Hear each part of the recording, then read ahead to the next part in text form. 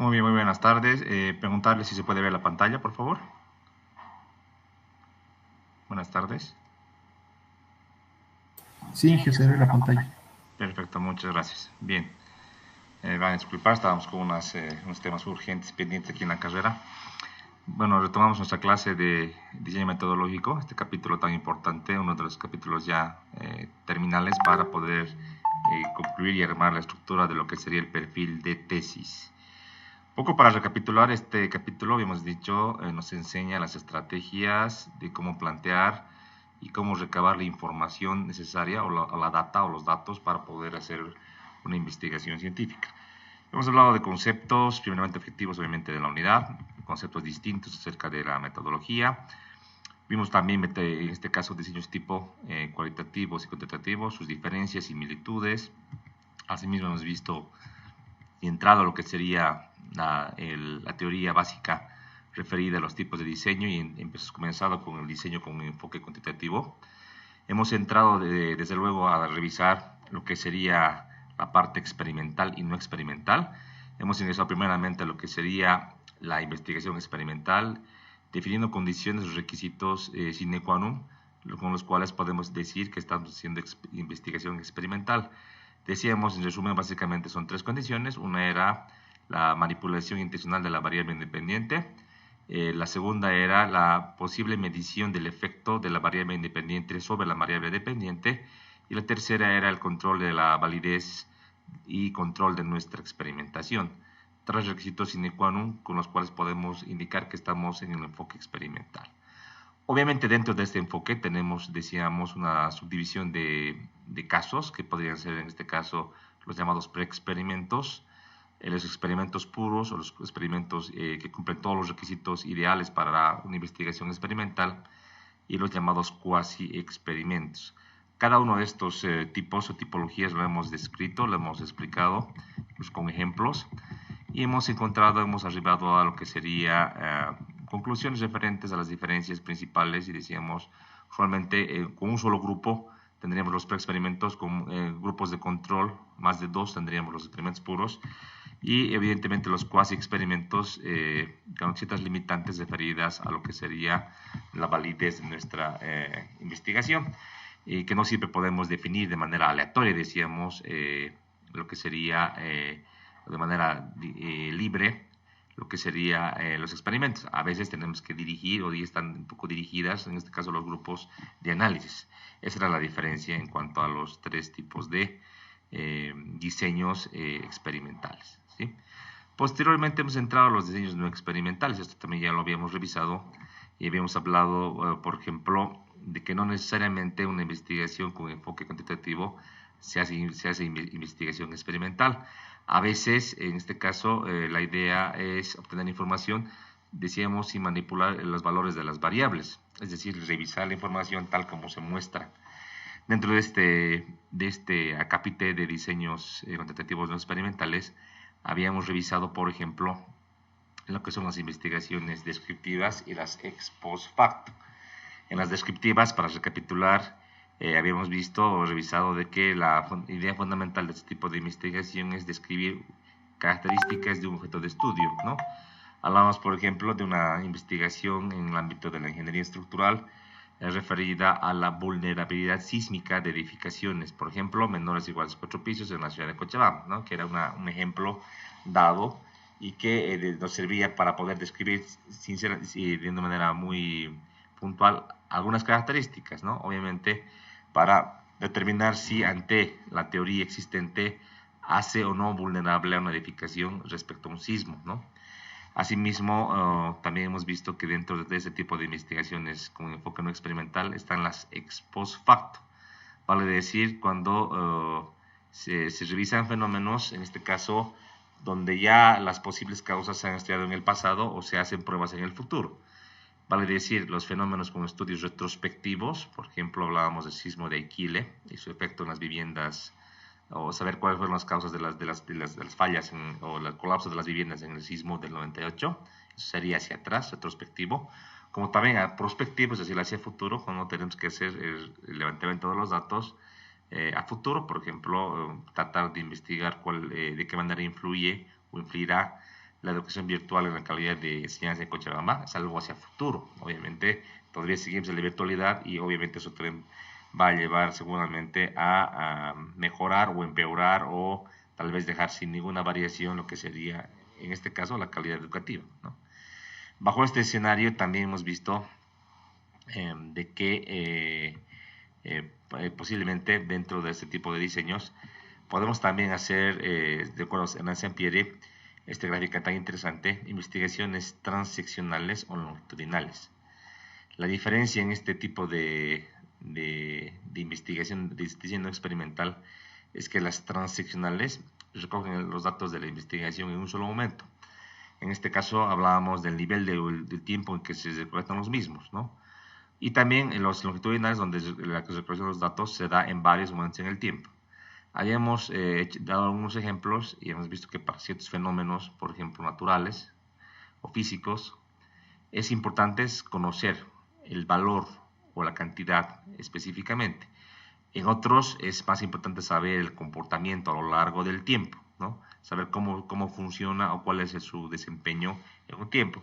Eso marca una diferencia seguramente en el conocimiento y en la comprensión de un fenómeno, más que conocer solamente un dato que nos va a servir para destacar o para caracterizar en un instante en el tiempo, en este caso, el valor de una capacidad o el valor, en este caso, de una intensidad, o en este caso saber cuál es, en este caso, la resistencia o cuál es, por ejemplo, la calidad de vida de una población o el tipo de edificaciones que se tienen. Si es que es mejor tal vez entender un fenómeno más completo, más complejo, ver a lo largo del tiempo diversas partes en el tiempo para poder, en este caso, estimar de una mejor manera y predecir también un comportamiento, que es algo un poco más completo, ¿no? Un poco más rico también.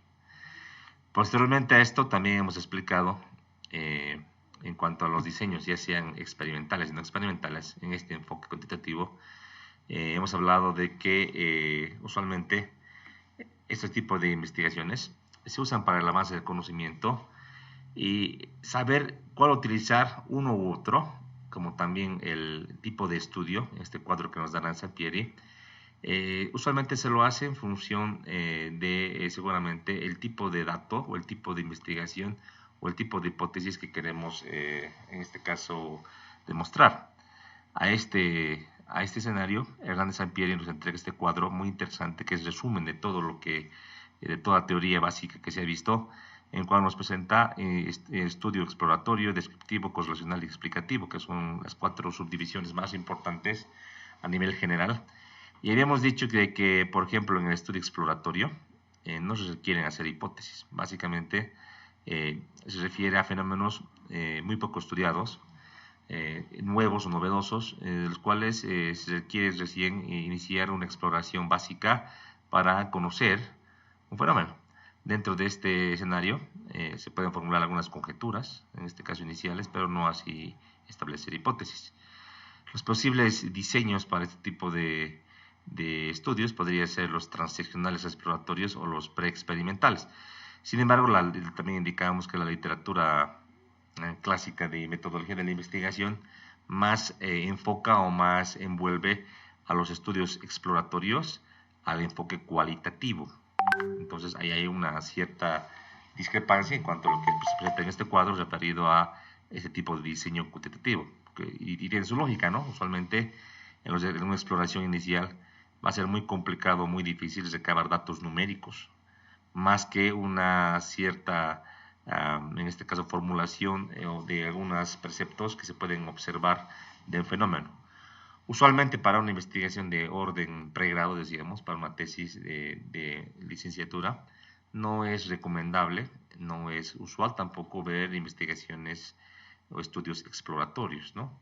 Realmente se necesita que el investigador, en este caso el estudiante, tenga conocimiento previo de un fenómeno y pueda recabar información de investigaciones previas, artículos científicos, tesis u otros, que le van a dar el sustento o el sostén para dar el paso siguiente. Entonces es más, digamos, un poco más fácil, un poco más recomendable, podemos decir, entrar a ya enfoques, tener alguna información, como sería el descriptivo, correlacional o explicativo.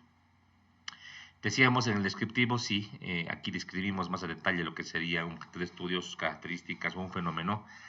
Acá se puede plantear una hipótesis descriptiva. También aquí la literatura nos dice, la literatura de esta materia, que en algunos casos también no es obligatorio plantear una hipótesis en el caso de investigaciones de corte descriptivo. Alguna literatura indica que también es posible o no, todo en función del problema que estemos investigando, ¿no? Lo importante es describir un fenómeno y en este caso los posibles diseños recomendados sería el preexperimental o el transeccional descriptivo, ¿no? Que obviamente si manejamos el término transeccional o preexperimental, aquí se le está aumentando el término descriptivo o acá exploratorio con las diferencias que acabamos de explicar en cuanto al tipo de estudio, ¿verdad? Y ya un poco más yendo a profundizar un conocimiento, ya con más información, ya con más documentos existentes acerca de un fenómeno, y si queremos seguir profundizando en el conocimiento, podemos entrar a estudios de corte correlacional, que en este caso busca una correlación, busca demostrar una correlación, en este caso, entre dos o más variables. Busca demostrar que una variable puede causar o no efectos sobre otra variable, ¿no? En este caso, ¿qué tipo de posibles diseños pueden plantearse? Aquí es un poco más amplio la gama de diseños, pueden ser en este caso en el primer grupo, que sería diferenciar grupos sin atribuciones de causalidad, los cuasi experimentales, los transicionales correlacionales y los longitudinales, no experimentales en este caso. Y para los estudios netamente con hipótesis correlacionales, pueden ser los cuasi experimentales, los transicionales correlacionales y los longitudinales también no experimentales. Ya para ir más a fondo con el conocimiento, tratar ya de explicar la causa y el efecto o del por qué funciona de una manera o no de otra. En este caso, las investigaciones o estudios explicativos que quieren ya denotar o explicar con mayor certeza y detalle el por qué una variable incide sobre otra, tener un orden de medida y para poder también generalizar este comportamiento. Podríamos en este caso hacer diferencia de grupos atribuyendo causalidades, como también las hipótesis causales. Acá ya hablamos de experimentación ya de orden mayor, como podría ser la experimentación de orden puro, los cuasi experimentales, longitudinales y transicionales, causales, y para las hipótesis causales netamente planteadas podrían ser las experimentales puras, las cuasi experimentales, longitudinales y transicionales causales. Obviamente es un pequeño resumen, para cada caso habría que ir planteando, para cada tema de los que estén ustedes elaborando, plantear de manera definitiva el tipo de hipótesis, ver en qué rango se encasilla, para ver qué tipo de posible diseño. Ojo que esto es posible, no es obligatorio, uno puede tratar de plantear o tal vez un mixto o plantear un tipo de investigación que tal vez no está aquí en la tabla, pero que se adecue a recabar los datos que necesitamos para demostrar la hipótesis que planteemos. Al fin y al cabo, lo importante es ver el diseño, ver en este caso los instrumentos que vamos a utilizar para recabar los datos. Lo importante acá son los datos más que el tipo de diseño, vale decir, si mi instrumento o el diseño y instrumento que yo elija me da datos suficientemente buenos para que yo pueda explicar o pueda demostrar la hipótesis, es sin duda alguna un diseño muy adecuado y un instrumento conveniente para el uso de esta investigación. Entonces hay que enfocarnos siempre en el dato, en la data que queremos recabar. Muchas veces pensamos en instrumentos o los diseñamos y antes de la investigación, antes de ir a campo, no las probamos. Es bueno siempre hacer una prueba piloto, porque muchas veces se da de que generamos un instrumento, pero recién a la hora de hacer la investigación de campo o los ensayos o las pruebas físicas, nos damos cuenta de que nos arrojan valores que no son tan necesarios o tan orientados a demostrar esta hipótesis, y tal vez lo que hemos planteado no es suficientemente bueno y no nos llena de los datos requeridos para culminar o cumplir con el objetivo planteado, y en este caso demostrar la hipótesis. Por ese motivo que es ciertamente muy bueno hacer las pruebas para validar los instrumentos y estar seguros de que nos van a arrojar datos suficientemente consistentes para poder demostrar la hipótesis. Esto desde un punto de vista global. Entonces hay que enfocarnos siempre en los datos requeridos para demostrar la hipótesis. Esa es la idea, más que la teoría, que también es importante saber, pero enfocarse en el dato es creo que lo que tenemos que hacer como ingenieros, siempre yéndonos hacia solucionar lo que hemos planteado, en este caso demostrar la hipótesis de investigación. Bien, ahora desde un punto de vista más general, vamos a entrar a lo que sería los diseños de corte cualitativo. No son tan frecuentes en el campo de la ingeniería civil, son más usuales o usables en el campo de las áreas sociales, ¿sí? Más que leer datos o leer cantidades y poder en este caso también predecir un fenómeno o proyectar o generalizar un comportamiento de manera genérica, este tipo de investigaciones tienden más que todo a describir un fenómeno y detallar sus cualidades de manera particular. Vale decir que no podríamos generalizar. Usualmente en el enfoque anterior hablábamos de usualmente una herramienta fundamental de todos los posibles diseños sería la estadística para poder proyectar o generalizar un comportamiento. En este enfoque cualitativo no es así. Vale decir que lo que encontremos, lo que hallemos en la investigación, será válido única y exclusivamente para el fenómeno que estemos investigando y tal vez para el periodo de tiempo que investigamos, porque es realmente, por ejemplo, en el área social, el comportamiento humano es tan complejo que puede cambiar de un momento a otro. Entonces, no valdría para generalizar, sino para entender de una mejor manera y de una manera más integral lo que sería un comportamiento, ¿ya? Entonces, podemos indicar de qué tipo de investigaciones cualitativas. El diseño también implica un plan o estrategia, al igual que hablábamos del otro enfoque, es la planificación, ¿no? Todo enmarcado, decíamos, es recolectar la información, los datos que requerimos para responder al planteamiento del problema. Acá, aunque resulta más flexible que el diseño cuantitativo, que es más rígido, se encuentra aún más sujeto a las circunstancias, decíamos, de cada contexto o ambiente, porque la indagación cualitativa es una gran medida emergente y se encuentra aún más sujeta a estas circunstancias. O sea, como les decía, los fenómenos y describirlos como si vienen en la naturaleza, si bien es algo más flexible, no tan rígido ni tan cerrado como con la parte estadística que hablábamos, nos va a llevar necesariamente a requerir más observación y te aseguro que con este tipo de diseños de investigación y con lo que podamos recabar los datos no vamos a poder generalizar, sin embargo entender un fenómeno en la medida de lo que estemos observando. Los fenómenos complejos, sobre todo los sociales, son muy cambiantes, o sea que pueden cambiar de un periodo a otro, por lo que encontremos en la investigación, si bien puede marcar cierta tendencia, no necesariamente es algo que se va a mantener uniforme en el tiempo. Bien, la pregunta es, ¿cuándo elegimos un tipo de investigación cualitativa? ¿Cuándo? ¿Bajo qué escenarios? Bueno, se escoge ese tipo de diseños cualitativos cuando el investigador o investigadores quieren explorar o quieren describir o conocer con amplitud y profundidad algunas percepciones, emociones, sentimientos, experiencias, enfoques y puntos de vista de personas desde la perspectiva de los propios participantes o sujetos investigados en su ambiente natural y de manera más abierta. Nótese entonces, de esta definición bien interesante, que si bien no tendremos datos numéricos exactos, la mayor amplitud del conocimiento se va a dar necesariamente porque vamos a tener que medir varios aspectos del fenómeno que estemos investigando. Eso va a darnos más herramientas y más conocimiento de ese comportamiento complejo para comprender mejor cómo funciona ese fenómeno. Obviamente en el orden exploratorio descriptivo, ¿no? No pensemos en entrar en un orden de correlación o explicativo de ninguna manera, sino es un tema más genérico. Por eso decía que muchos autores, como Sampieri y otros, hablan de que los diseños experimentales, los diseños exploratorios, perdón, son más del orden cualitativo, inclusive los descriptivos. Por eso que ahí vemos una cierta duplicidad en esta definición con la otra que dábamos en el cuadro anterior, donde también podían encasillar los exploratorios y descriptivos con cierto tipo de diseños de corte cuantitativo.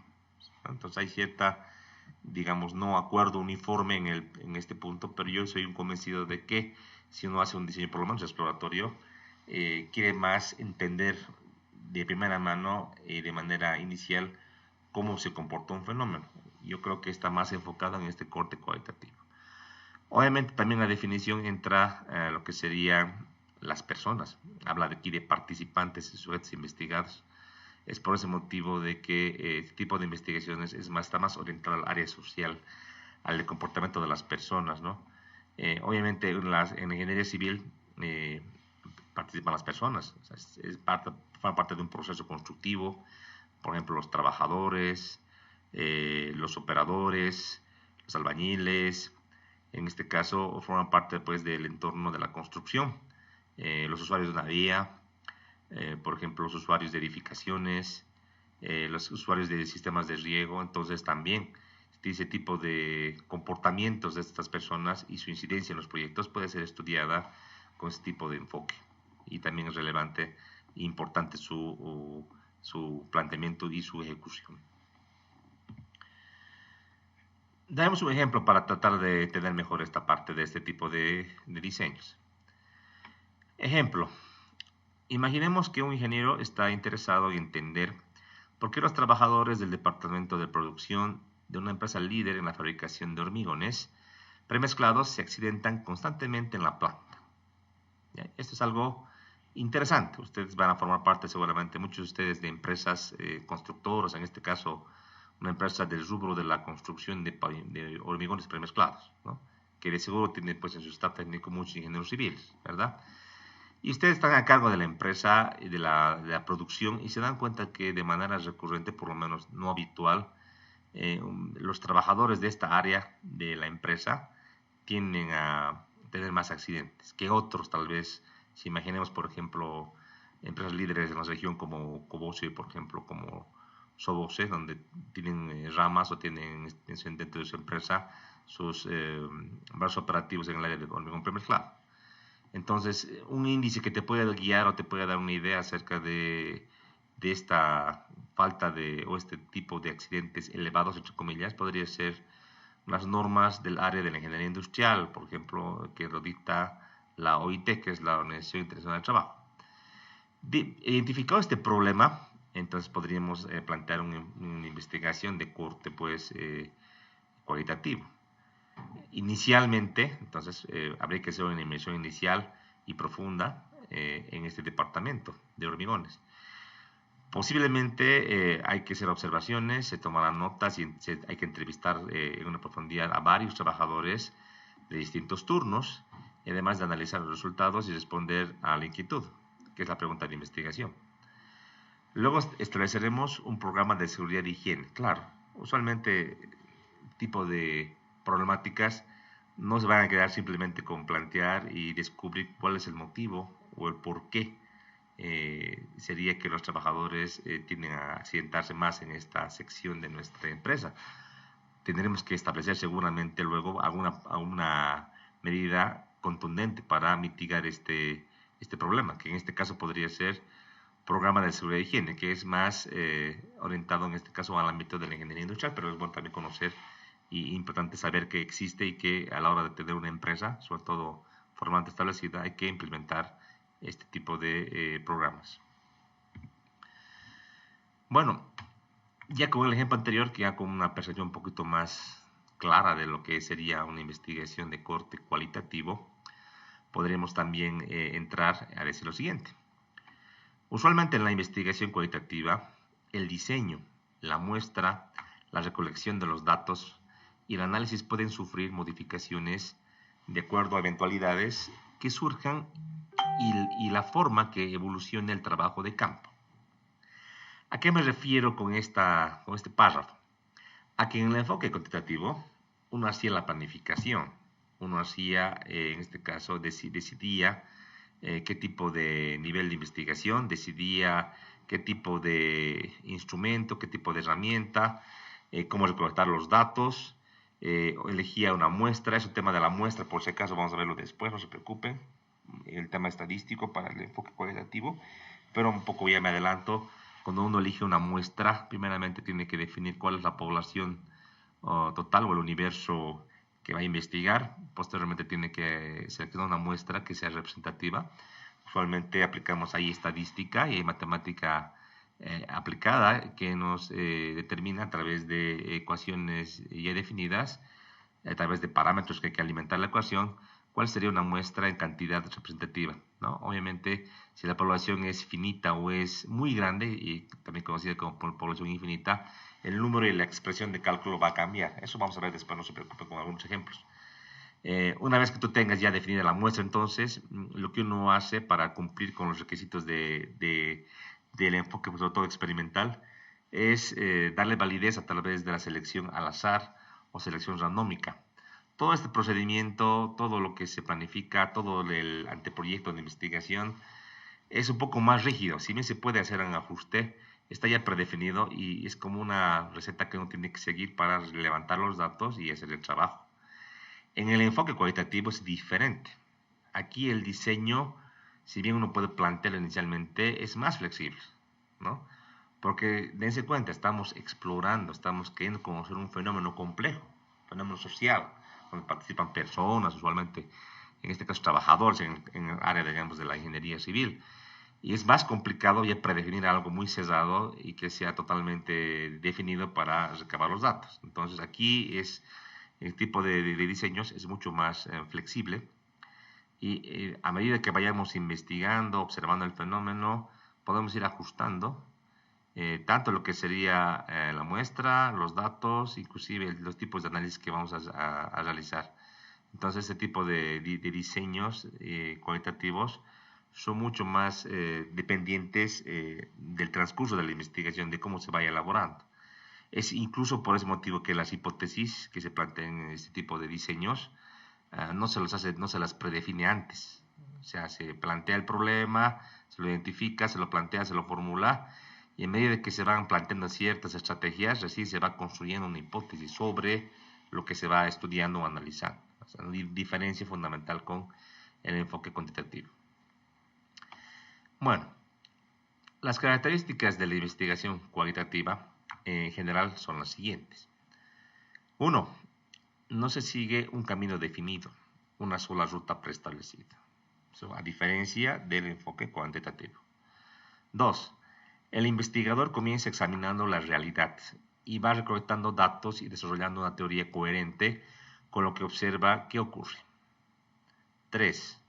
Se utiliza más una lógica y un proceso inductivo, es decir, del hecho a la teoría, es decir, de lo que él observa a, en este caso, engancharle una teoría acerca del comportamiento, por ejemplo, de las personas. 4.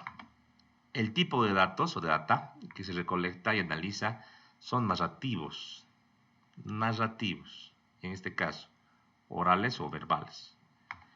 Visuales, si tenemos, por ejemplo, observaciones, fotografías, videos, objetos de cualquier índole, desde la pintura, dibujo, mapa, etc. Escritos y simbólicos, por ejemplo, signos y ritos. O sea, nótese que dentro de esta clasificación, prácticamente vamos a recabar información que se llama narrativa, ¿no? Bajo estos preceptos que les acabo de mostrar, ¿no? Entonces, este tipo de investigaciones, un video podría ser realmente una buena fuente de información, una observación, una fotografía, una entrevista, un cuestionario, por ejemplo, a los actores del fenómeno. Algunos escritos podrían ser también importantes. Nótese la gran diferencia que hay con el enfoque cuantitativo, que por ejemplo, si plantearía hacer ensayos de laboratorio o hacer análisis de elementos finitos, ya es diferente el tipo de dato que yo voy a recolectar, como también el procedimiento sobre el cual yo voy a trabajar. Es mucho más especializado. Acá es distinto. 5. Se pretende descubrir patrones y anomalías en los fenómenos estudiados. Patrones, muy importante. Por ejemplo, ¿qué tienen en común las empresas prósperas en un ramo? ¿Qué fuentes de error que provocan defectos constructivos han sido identificados por todos los que participan en un proceso de construcción? Etcétera. Entonces, aquí entender que para estos ejemplos, entre los cuales estamos planteando, por ejemplo, en el segundo, en el área de la construcción, es importante describir ciertos patrones o anomalías que nos puedan ayudar a, en este caso, generar alguna tendencia, alguna teoría al respecto. 6. La mayoría de las hipótesis se generan durante la indagación y van refinándose conforme se recaban más datos o son resultado del estudio. Nótese acá, como les decía antes de iniciar los puntos, que la hipótesis no necesariamente se la hace en principio, como se lo hace en el enfoque cuantitativo que hemos visto de manera más completa. Acá la hipótesis se va construyendo a medida que se sacan los datos, se levantan los datos y se va ajustando, se lo va construyendo conforme que se vaya investigando. 7. La recolección de los datos consiste en obtener las perspectivas y puntos de vista de los participantes del fenómeno. ¿Cuáles serían estos puntos de vista o perspectivas? También podrían ser emociones, experiencias, significados y otros aspectos que son subjetivos. ¿Por qué subjetivos? Porque dependen del punto de vista de ellos. Utilizando técnicas como la observación no estructurada, entrevistas abiertas, revisión de documentos, discusiones de grupos, evaluaciones de experiencias personales, registro de historias de vida, interacción e introspección con grupos o comunidades, etcétera, etcétera, etcétera. Nótese que acá las herramientas o los instrumentos para recabar los datos, bien diferentes, ¿verdad? Estos diseños cualitativos, si bien podrían parecer no tan tecnificados y no tan estructurados como en el enfoque cuantitativo, sirven para levantar información. La gran diferencia es que va a estar sujeto siempre con una percepción particular de cada uno de los participantes. Eso le va a aportar subjetividad a lo que levantemos, ¿no? Entonces, esto no permite generalizar. Es que todo lo contrario, al hacer, por ejemplo, rotura de probetas de hormigón, al hacer análisis de elementos finitos y recabar datos, estamos siendo objetivos porque vamos a levantar los datos tal como vienen, tal como están planteados, y obviamente esto va a servirnos para generalizar y de tener en cuenta un comportamiento y explicar un comportamiento tal como se lo ve en la realidad. Entonces acá está muy influenciado por el que va a participar dentro del estudio, ¿no? Obviamente, y de ahí viene la importancia de este tipo de estudios o de investigaciones, no podríamos agarrar y pensar que a las personas, a los trabajadores, a los proveedores, a los usuarios de una vía, a los usuarios del sistema de riego, a los conductores de una autopista, los podríamos agarrar y manejar como conejillos de indias y llevarles a un laboratorio para tratar de, a la mala o a la fuerza, aplicar un diseño experimental. Eso porque, de hecho, no se va a poder, porque eso no es ético, no es algo real que se podría hacer. Y obviamente, ante ese escenario, no podríamos obligar y tener datos muy objetivos sobre los cuales yo aplicaría estímulos como en un laboratorio y leería, en este caso, mediría la incidencia acerca de lo acontecido en el fenómeno. El comportamiento humano es muy variable. Entonces, no es más que decir que en este tipo de investigaciones lo que básicamente se hace es recabar los datos en el fenómeno y que no podemos, repito, llevarlos a un laboratorio o a un banco de pruebas porque eso no es posible, ¿no? Entonces verán ustedes que hay una gran parte de la realidad, una gran parte de los fenómenos, sobre todo humanos, interpersonales, que no podrían ser explicados desde un punto de vista numérico, preciso, objetivo, cuantificable, sino que necesariamente tiene que estar, en este caso, analizado en el mismo fenómeno y percibido por el investigador, y que lo que encontremos, por lo tanto, en cuanto a datos, nos van a servir para entender el fenómeno, tal vez para ya definir ciertas tendencias, ciertas vías y plantear algún tipo de solución en el caso de un problema que tengamos que resolver, pero que esa solución planteada para nuestro caso particular tal vez no sea tan buena o tan útil para casos similares en otras latitudes o regiones del mundo. Entonces, si bien es una guía o es una idea, no necesariamente es aplicable al 100% debido a esta subjetividad de cada fenómeno que estemos investigando. Un fenómeno exactamente igual de Cochabamba, por ejemplo, en La Paz, o si quieres en Quillacollo o en Punata, no es exactamente lo mismo. Si bien los fenómenos sociales son parecidos, realmente el comportamiento es totalmente particular. Ahí que tenemos que estos estudios no sirven para generalizar, sino para entender un fenómeno en particular. 8. El propósito del diseño de investigación cuantitativa básicamente es reconstruir la realidad, tal como se la observan los actores de un sistema social previamente definido. Podría ser en este caso una organización, un equipo de trabajo, un grupo de expertos, una comunidad, etc. A esto se le denomina holístico. ¿Qué es holístico? Porque considera todo lo que comprende un fenómeno, algo más completo. A eso se refiere el término holístico. 9.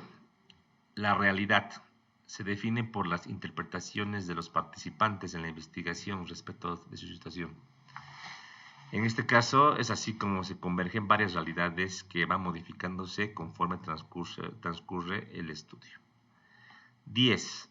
No se pretende generalizar probabilísticamente los resultados a poblaciones más amplias. Los resultados se aplican al fenómeno, contexto, situación, casos o muestra de estudio. Es lo que les decía anteriormente, ya explicado de manera superabundante. 11. El instrumento de recolección de datos se va perfeccionando hasta que se produce un tipo de datos de interés. 12. La recolección y análisis de los datos no son completamente estandarizados, ¿no? Entre 11 y 12 lo que tengo que comentar es lo siguiente, ¿no? De hecho, ustedes, para lo que sería el perfil, si su enfoque es cuantitativo, si van a hacer, por ejemplo, experimentación, van a tener que ya definir básicamente lo que serían los instrumentos, ¿no? Por ejemplo, si van a hacer ensayos en probetas de hormigón, tendrán que definir, de hecho, la cantidad de probetas, en este caso los indicadores que van a ir midiendo, el tipo de ensayo que van a elaborar para romper las probetas, los parámetros del ensayo, van a tener que elaborar un formulario estandarizado, como aquí indica. Obviamente, si hablamos de hormigón, hablaremos ya de estándares definidos como la CTM, por ejemplo. Tenemos ya un formulario definido o predefinido sobre el cual vamos a ir trabajando y recabando los datos de nuestra investigación.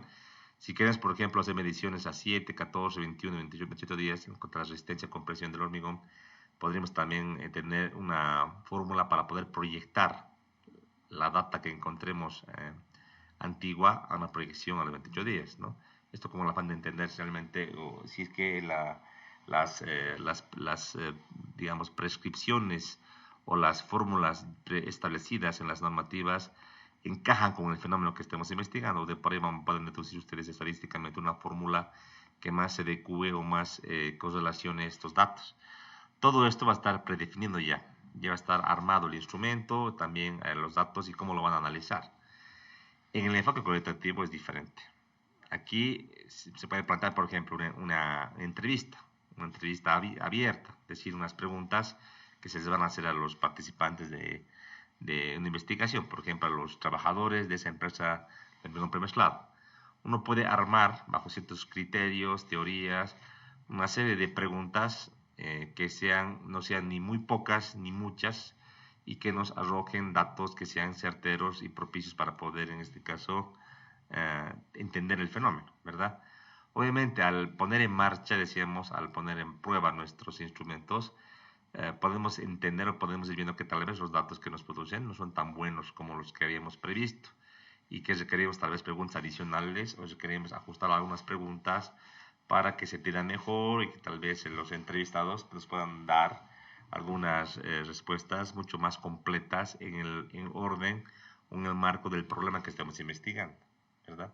Entonces es mucho más flexible, ahí podemos ir ajustando, a diferencia del enfoque cuantitativo, que también tiene cierto margen de ajuste, pero ya una vez concebido, una vez ya definido, debería nomás aplicarse sin mayor reparo.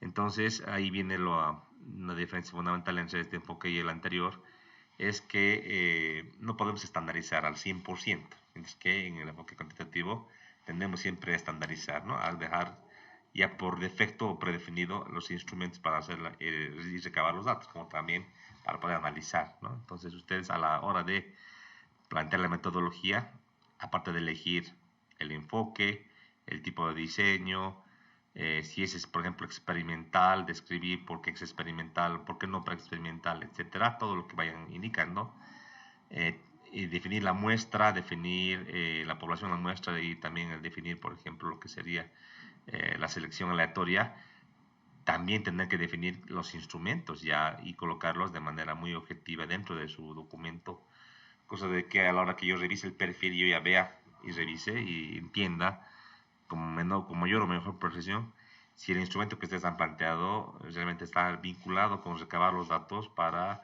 demostrar, en este caso, su hipótesis. Entonces yo voy a entender realmente ese instrumento levanta datos suficientemente buenos para entender el comportamiento de una variable, por ejemplo, una variable dependiente.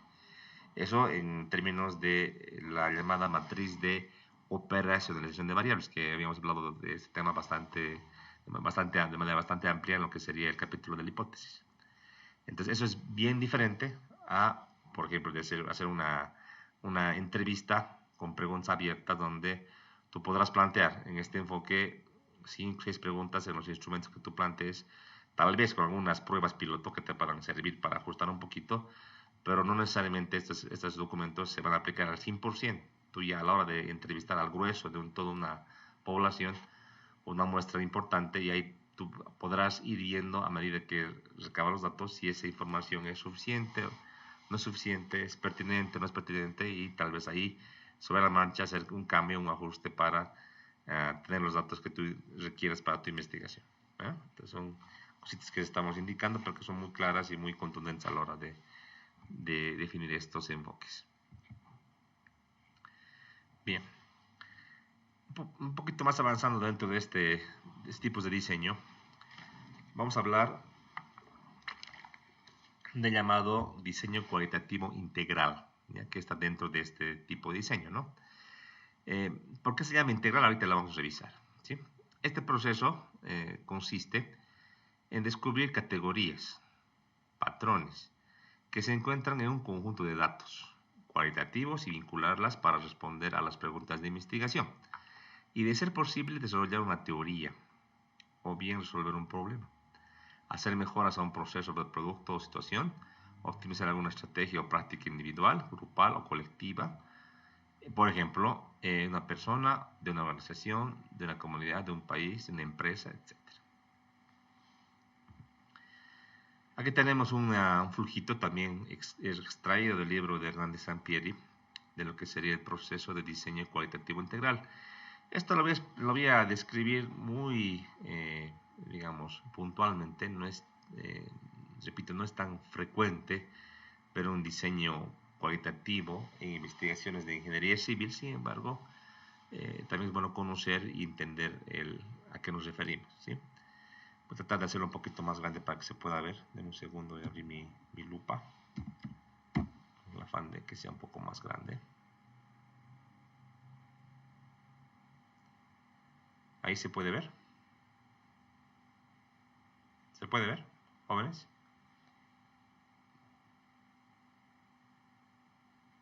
¿Se puede ver mi punterito y el texto que estoy cerrando con un círculo? Sí, Inge. Gracias. Bueno, entonces vamos a ver este proceso o este flujo de diseño cualitativo integral, ¿ya? Primeramente viene el planteamiento del problema, ¿sí? Para esto, lo que hacemos como paso posteriori sería una inmersión en el ambiente o en el contexto de campo, vale decir, en el fenómeno donde pasa, donde sucede este problema. Podríamos plantear contactarnos con informantes clave, buscar antecedentes históricos sobre el fenómeno y los participantes para fines de contextualizar. ¿Qué es contextualizar? Entender el cómo, el por qué o el cómo funciona en este caso esta realidad esta realidad problemática que queremos investigar. Como paso siguiente, definiremos los datos narrativos a recolectar. Es decir, vamos a definir qué datos son importantes para entender o para describir o para, en este caso, validar este problema que hemos planteado. Asimismo, podemos ya pretender definir una muestra sobre la cual vamos a hacer la investigación, una muestra inicial se le llama. Posteriormente, recolectamos los datos de este fenómeno, una vez definidos los datos que queremos y la muestra. Para esto sería importante, primeramente, las observaciones generales y notaciones en el ambiente físico y social para su análisis. Recaba los datos a través de información siguiendo el planteamiento, mediante la observación, entrevistas, grupos de enfoque, grabaciones de video, audios, fotos u otro tipo de herramientas que hay que obviamente predefinirlas antes, y posteriormente recopilar los documentos y material del contexto. Posteriormente, con estos datos recolectados, hay que, como siempre, hacerlo, y comparado en cualquier enfoque, hay que organizar estos datos. Posteriormente, se puede pasar a una serie de llamada codificación abierta y selectiva. En este caso, la codificación abierta o primer plano consiste en agrupar las unidades o segmentos de los significados de categorías y asignarles sus códigos, nombres o etiquetas. A ver, ¿a qué nos referimos con esto? Por ejemplo, soluciones a un problema podría ser, ¿no? Tipo de solución, y podemos etiquetar y podemos clasificar ahí por tipo de solución, ¿no? De todos los datos que vamos a recabar o revisar, seguramente que algunos van a estar encasillados en un tipo de solución A, diremos, otro en un B o un C. Entonces hay que etiquetar y hay que organizar en diferentes grupos. La codificación selectiva se basa en una definición inicial de categorías y sus características. En este caso, en términos de los participantes y extraídas de sus segmentos o comentarios, ¿no? Con sus descripciones. En el anterior caso, la codificación era más abierta en función de los datos que hemos recabado. En el segundo caso, algo más definido. Y además, la ilustración de las categorías, vale decir, elegir unidades o segmentos que las representen.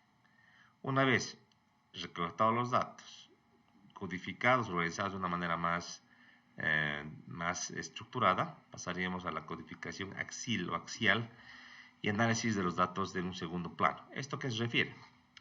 Primeramente, a descubrir patrones, vale decir, agrupar categorías en temas generales. Por ejemplo, soluciones que correspondan a nada más al área de aseguramiento de calidad, que sería, por ejemplo, referido esto a la investigación que decíamos de los accidentes, por ejemplo. Revisar unidades, categorías, ejemplos y procesos. Relacionar categorías para generar teoría o entendimiento del fenómeno o problema que estemos investigando, etc. Vale decir, aquí ya es definir qué patrones, es decir, de los datos codificados, definir patrones que los organicen. Posteriormente, elaborar un reporte del estudio. Un reporte es un informe. En este caso, validar, interpretar y generar explicaciones. Desarrollar un producto, por ejemplo, en el caso de una investigación del área productiva o industrial, un plan y un programa, por ejemplo, una narrativa, una experiencia común, una teoría fundamentada o intervenciones, ¿no?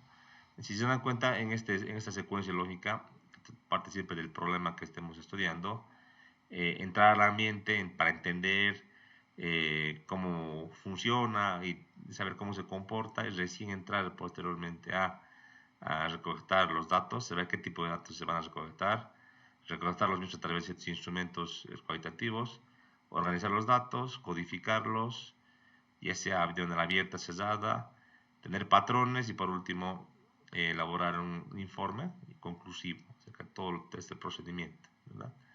Entonces tiene más cierta lógica, es lo que uno haría cuando tiene un problema, digamos, en el área social. Por ejemplo, pensemos que estemos en un proyecto donde tengamos problemas con los beneficiarios, pensemos. Tengamos que iniciar una obra, pero nos bloquean y no quieren que continuemos, tienen una percepción tal vez errónea del proyecto, una percepción preconcebida acerca del proyecto, de que tal vez piensan ellos que en vez de beneficiar va a afectar a su forma de vida. Entonces, para poder entender su situación y comprender, para dar solución, no podemos pasar por afuera y decir, bueno, ellos no saben, no entienden y hay que meter este proyecto a la fuerza, o ser muy técnicos y tratar de técnicamente explicar bajo un enfoque más ingenieril. Tenemos que entender, y para esto, como aquí dice, buscar información de primera mano. En este caso, el tema de informantes claves se refiere, por ejemplo, a los líderes de la comunidad, a los dirigentes, a la gente que se reúne con ellos y que entiende o tiene de manera más puntual, digamos, sus requerimientos, percepciones o miedos. Obviamente también busca antecedentes históricos acerca del fenómeno. Seguramente que no es el primer proyecto vial o un primer proyecto de riego que se construye a nivel local, regional, donde hay este tipo de problemas. Seguramente que habrá algún antecedente, no es en la zona de estudio, en zonas similares donde ha ocurrido este fenómeno, ¿no? Todo con el afán de contextualizar, saber, comprender el fenómeno, lo que está pasando. Una vez entendido esto y ha conocido el ambiente, podríamos pensar en recabar algunos datos, ¿no? Obviamente no de toda la población, de todos los que nos están bloqueando, sino de una parte de ella y que sea representativa. Podríamos agarrar, por ejemplo, grupos focales puntuales de los dirigentes del sector, de diferentes comunidades, podría ser, para tener una idea más clara. ¿Sí? Adelante. ¿Cómo está? No, estaba internado en el seguro. Ah, ¿qué te pasó? Una comida hace mucho daño. Desde el viernes. La torta, ¿no? En el equidad. Estaba con una sonda. Uy, tienes que cuidar. Sí. Bien, continuamos ya. Entonces decíamos, recabamos los datos, definimos la muestra. Aquí vamos en este caso, a entrevistar o a consultar o aplicar los instrumentos que vamos a revisar. Vamos otra vez a definir, en este caso, en base a lo que hemos anotado y definido precedentemente, vamos a definir qué tipo de instrumento, ya sea entrevista, grupos de enfoque, video, tal vez va a servir mucho para entender cuál es el problema, audios, otro tipo de herramientas además más tecnificadas o más precarias que te pueden servir para entender y recabar datos de este fenómeno, en este ejemplo que estamos trabajando de una obra civil, en el bloqueo que habría de una población de 100, ¿se acuerdan?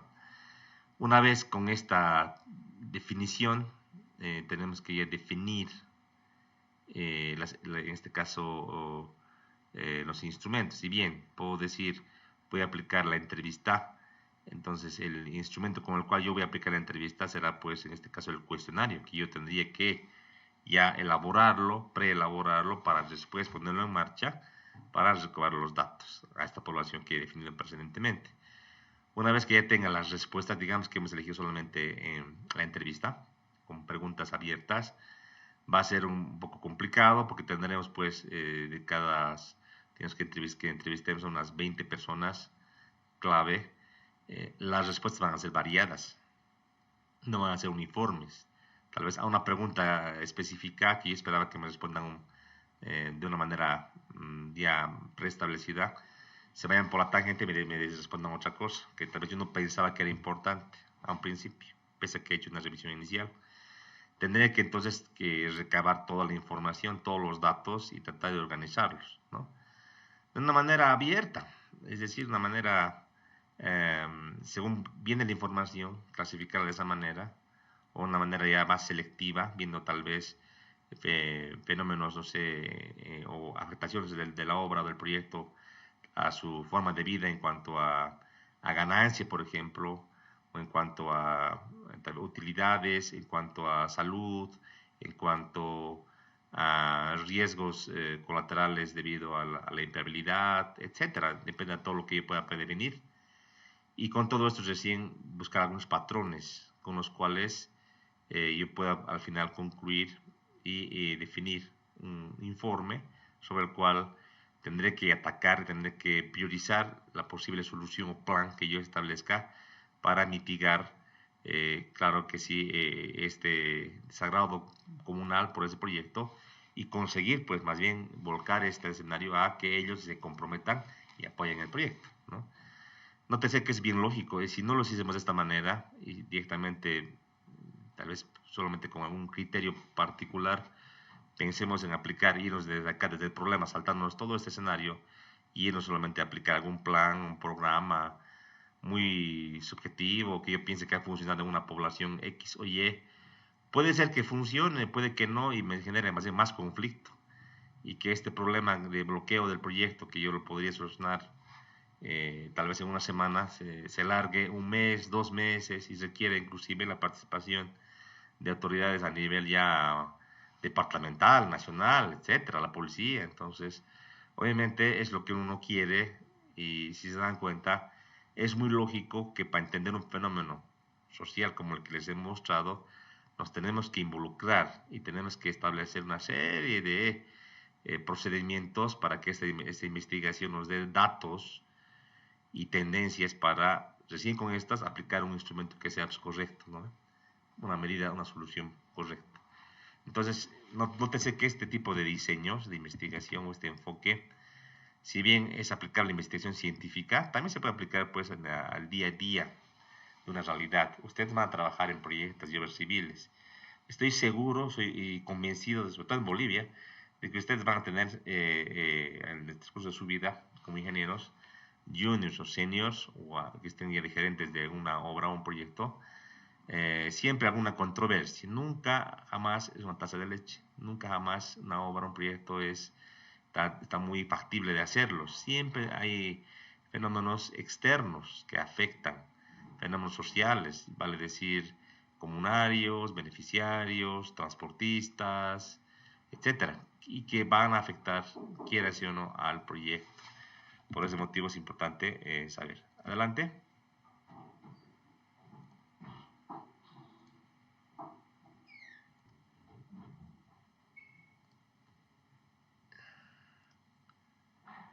Perdón, justo me entró una llamada urgente. Bueno, continuamos.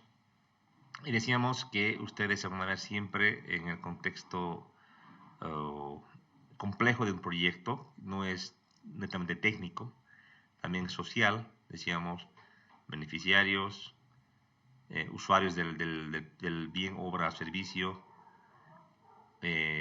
inclusive hasta los trabajadores. Muchas veces las empresas, si son sobre todo grandes, tienen sindicatos. Y los trabajadores buscan siempre hacer prevalecer sus derechos y a veces también un poquito exageran y no son flexibles a la hora de entender que no todo se puede pues programar matemáticamente y que un proyecto, el flujo de fondos, la compra de materiales, por ejemplo, ropa de trabajo, insumos, etcétera, no todo está perfectamente sincronizado porque depende también de otros aspectos, ¿no? A mí me ha pasado varias veces, por ejemplo, de que en proyectos de orden, sí, que en empresa pública, los trabajadores tenían un periodo de entrada a proyecto de 22 días y 8 días de salida, ¿verdad? El problema era que dentro de esas fechas de entrada a los proyectos, a veces no teníamos material, porque no quisiéramos o no porque no habíamos programado su adquisición, sino porque para comprar material o insumos no lo podemos hacer directamente a libre discrecionalidad en cuanto a recursos económicos. Tenemos que seguir lo que es las normas del sistema de adquisición de bienes y servicios o del sistema de emisión de bienes y servicios, y eso involucra convocatorias públicas, involucra de que proveedores que se adjudican, por ejemplo, un bien o servicio, tal vez no entreguen a tiempo o tal vez entreguen de manera errónea, equivocada y tengamos que rescindir contratos o órdenes de compra. O sea, es muy complejo y ellos conocen muy bien los dirigentes de los trabajadores, pero ellos, obviamente, por querer tal vez conflictuar o te querer tal vez un poquito sacar algún provecho adicional, no acceden a, por ejemplo, ser flexibles en compensar actividades. Por ejemplo, decir, de los 22 días de campo, como 10 días no han trabajado por falta de material, esos 10 días que salgan o 5 días que salgan a sus casas y que vuelvan para cuando ya el día de los días que lleguen el material, que van a ser justamente los días de salida de ellos que no tenían planificado, algo así. Pero ellos no quieren porque ellos también destacan de que la gente, los trabajadores también son personas que planifican su vida, ¿no? Que tal vez han planificado, no sé, pues un cumpleaños, un matrimonio, un viaje, el médico, etcétera. Entonces, ciertamente es algo complejo. Y uno tiene que saber entender, saber negociar, plantear algún programa de incentivo, un plan B, por ejemplo, capacitar a otro tipo de personal, a contratar personal eventual, etcétera. Pero uno no puede plantear directamente esto. Uno tiene que, aparte de entender y tener experiencia, involucrarse en el fenómeno, obtener información de primera mano, recabar la información, ver las tendencias y obviamente en base a todo este entendimiento del fenómeno de manera integral, plantear alguna solución que sea lo más factible y buena posible. No toda solución va a ser al 100% posible y es 100% viable y además al 100% positiva porque, repito, no estamos hablando de matemática pura, hablamos acá de fenómenos complejos donde intentamos entender un fenómeno y resolverlo en cuanto a un problema, pero para esto requerimos tener un entendimiento del fenómeno y no todos los participantes de esta entrevista, por ejemplo, te van a responder lo mismo. Si bien hay tendencias específicamente, no un plan o un programa va a copar o cumplir todas las expectativas que se tengan, ¿no? Pero de seguro que van a tratar de responder pues a lo que sería un fenómeno como el que les digo, ¿no? Es como el ejemplo que les di anteriormente. Entonces, ciertamente esto es algo que van a ver y por eso mismo es importante que ustedes tengan este diseño tal vez ya preestablecido y sepan de qué manera pueden ustedes abordar un problema en un proyecto, en una obra, en una empresa constructora o consultora desde un punto de vista más integral con un esquema cualitativo, netamente, ¿verdad? Tiene nomás cierta lógica también. Ya, voy a hacer ahora acá una consulta aquí el curso. Ustedes, digamos que están reunidos en un foro, supongamos que estamos reunidos para resolver un problema. Tenemos una necesidad urgente, un problema naciente en una región de Cochabamba, supongamos, ¿no? Y tenemos que plantear alguna solución, ¿no? Un programa, un proyecto, un plan, pero para esto hay que hacer ciertas actividades. Supongamos que tengamos que resolver el problema, ¿qué les parece? De la inseguridad o problemas más tangibles en el área de ingeniería civil, ¿qué les parece? El problema de contaminación del río, de la laguna de Alay, o del río Rocha, mejor, a lo que todos conocemos, creo, en su mayoría. ¿Qué podríamos plantear? ¿Qué tipo de diseño? Si bien aquí tenemos un camino general, genérico, más en específico, si yo a ustedes les juntase en grupos, supongamos de grupos de 5 personas o 6, ¿qué podrían hacer ustedes? ¿Qué planteamientos? Digamos que les diese una hora para poder plantear alguna estrategia o camino de solución, vía de solución. ¿Qué podríamos hacer? ¿Qué podrían hacer ustedes para armar un planteamiento, en este caso de plan o programa para mitigar o resolver este problema tan complejo que tenemos los cochabambinos? ¿Qué les parece? ¿Alguien me podría ayudar? ¿Qué se podría hacer en grupos de 5? A ver si les doy una hora. ¿Qué podrían hacer?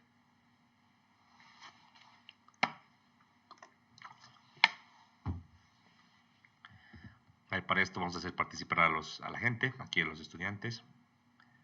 A ver, por ejemplo, le pregunto a la estudiante Elba Eudacia.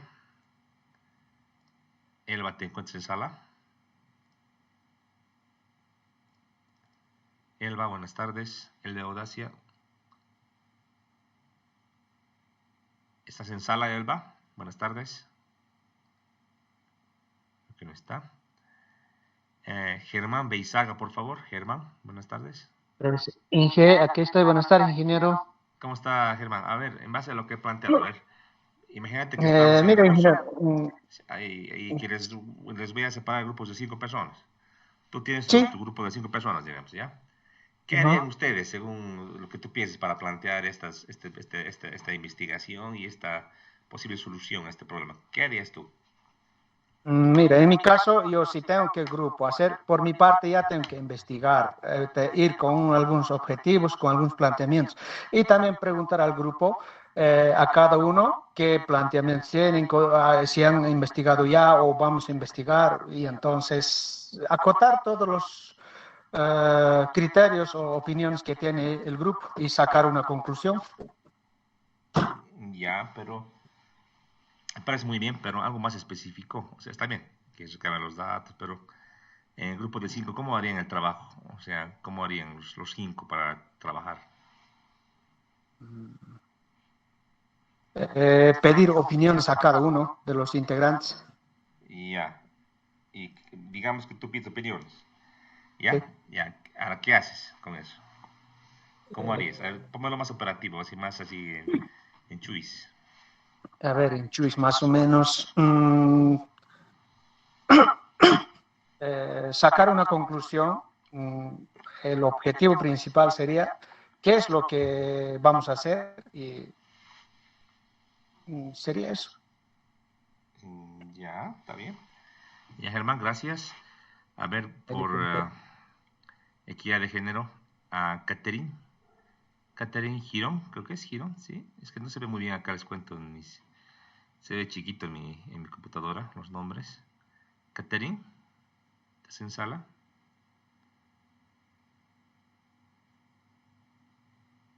Sí, ingeniero. ¿Cómo está Catherine? A ver, al igual que tu compañero, la pregunta más en concreto era, con el problema del río Rocha, le separamos a grupos de 5 personas. Tú tienes tu grupo, tu compañero decía, yo tengo primeramente que tener alguna idea, ir a revisar, un poco investigar, y luego nos reunimos el grupo de 5 personas, yo le preguntaba, ahora, pero más en concreto, ¿qué haces? ¿No? Él me decía, bueno, nos reunimos los 5, damos nuestros puntos de vista, dice, ¿no? Y después damos la solución. Yo quiero hacer algo más concreto, o sea, en el grupo de 5, ¿cómo haríamos para ponernos de acuerdo? O para, no sé, de alguna manera sacar alguna tendencia. ¿Tú qué piensas? ¿Qué harían ustedes? ¿Qué es lo que crees que se debería hacer? A ver, tú dime, ¿verdad? Da tu punto de vista. Ingeniero, usted me está preguntando cómo trabajaría mi grupo. Exactamente. Ah, ya. Bueno, lo que yo siempre creo que es correcto es hacer una reunión en Meet y siempre hacemos un documento compartido donde todos aportamos la información que buscamos y teniendo todo prácticamente en borrador, empezamos a leer y a borrar partes que sí nos sirven o partes repitentes también lo borramos y nos quedamos con lo que nos parece que está bien. Ujú. Me parece muy bien. Un trabajo colaborativo entonces, ¿no? Colaborativo. Sí, ingeniero. Está bien. Y eso es esa pregunta que se hacía, bueno, a Caterina y a su compañero, era en el marco, si volvemos a nuestra diapositiva, de que en realidad para resolver un problema complejo, si bien hablamos de un tesista, ¿no? En un proyecto hablamos de un grupo o equipo de personas, no es solamente una persona, ahí hablamos de un gerente, hablamos de un superintendente, de un residente, hablamos de especialistas, hablamos de tal vez inclusive un abogado, un comunicador o tal vez un economista, etcétera. En realidad, la idea fundamental, creo yo, es la coordinación que tiene que haber entre los integrantes. Y alguna vez en clase presencial se ve esto mejor, se puede hacer una dinámica en la cual eh, podemos anotar, o sea, inicialmente un fenómeno tal vez o un problema como el que les decía, tenemos ideas, ¿verdad? Entonces hay que hacer inicialmente una lluvia de ideas sobre las cuales eh, tenemos que organizar la información, como aquí hablábamos de categorizar, ¿se acuerdan? Entonces, podríamos agarrar unos papelitos, unos post-its de colores y ir anotando en un color, por ejemplo, amarillo, todo lo referente, ¿qué les parece a lo que sería uh, el estudio o la limitación de los aportes de aguas servidas, tal vez de personas particulares? Otro pocito de otro color tal vez al tema de las industrias. Otro color tal vez al tema de los lavaderos de autos que están en todo el margen del río. Tal vez otro color de papelito posit, tal vez referido a las políticas en este caso municipales, en cuanto al botado de basura o escombros en el río. Si hay en este caso sanciones o no hay sanciones que se aplican, Como verán, en muchas partes de Cochabamba, por ejemplo, ves un letrero que dice prohibido echar la basura, multa, creo que dice 500 bolivianos, 1000 bolivianos, pero ¿será que se aplica eso? Yo en lo particular nunca he visto que se aplique, ¿no? Y así una serie de ideas que van a salir de una tormenta de ideas que se llama en inglés brainstorm, sobre la cual se puede luego poner en unos post-it de colores y ir agrupando por tipologías, por tipos, por códigos, para que al último podamos ir tal vez, como decís compañera, descartando lo que esté repetido, o tal vez al leer así de corrido por color, ir viendo que hay una secuencia, un hilo conductor, o viendo tal vez que hay una cosa que se nos ha ido, que puede vincular a una de estas ideas que hemos planteado. Al último, hacer una reclasificación tal vez por importancia, de entre el mismo color de posits, tal vez poner el más importante o el más relevante que veamos que ocurre en este fenómeno del río Rocha, al menos importante, y ir descartando tal vez a los secundarios para ir, y en este caso, llegar al problema, a las causas fundamentales de ese fenómeno, para recién, una vez tener esta clasificación fundamental, ir y atacar o hacer un planteamiento de un programa o propuesta para atacar a ese problema raíz central, nuclear, si quieres, a través de una estrategia. Entonces, claro, hasta para poder reunirse en grupo, hasta para poder darnos una opinión y entregar un trabajo grupal, hay que seguir un cierto protocolo, ¿no? Que les acabo de decir que es un protocolo, un camino, si quieres, si bien muy evidente, a meterle orden a eso, una secuencia, un procedimiento, si quieres, ayuda de sobremanera a encontrar una solución, ¿no? No es por nada, pues, que ante problemas complejos, por ejemplo, no hace mucho, si ustedes me acompañan con el tema de la prensa, yo creo que ustedes también ven o leen el periódico o escuchan en las noticias, no hace mucho, creo que la anterior semana había una tremenda polémica referida a una niña